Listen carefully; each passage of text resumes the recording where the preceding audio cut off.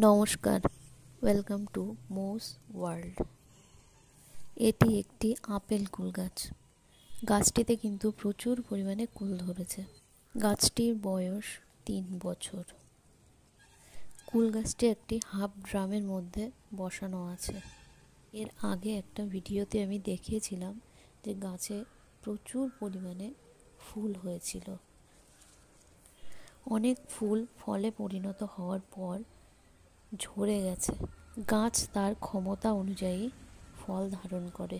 কোনো গাছেই কিন্তু সমস্ত ফল দাঁড়ায় না।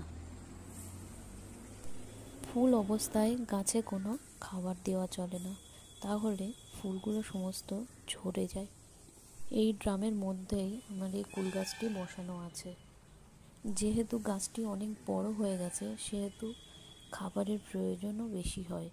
আর এই অবস্থায় গাছে যদি খাবার না দেওয়া হয়, তাহলে কিন্তু গাছের ফল মোটা হবে না। এই সময় গাছে বেশি করে জল দেওয়ার প্রয়োজন হয়। গাছের গোড়ার মাটি শুকিয়ে এলে গাছের ফলগুলি ঝরে যাওয়ার সম্ভাবনা থাকে। তাই কখনোই গাছের গোড়ার মাটি শুকোতে দিলে চলবে না।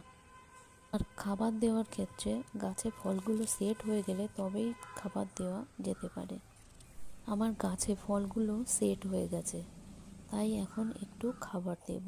আমার গাছে কিন্তু আর একটাও কুল ঝরছে না। আজ আমি অল্প কিছু ডিএপি গাছের গোড়ায় ছড়িয়ে দেব।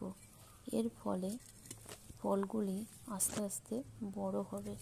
গাছ তার প্রয়োজন মতো খাবার পাবে। ডিএপি দেওয়ার পরে কিন্তু অল্প পরিমাণে জল দিতে হবে, তাহলে সার মাটির মধ্যেই থাকবে, বেরিয়ে যেতে পারবে না, আর গাছ তা সংগ্রহ করতে পারবে।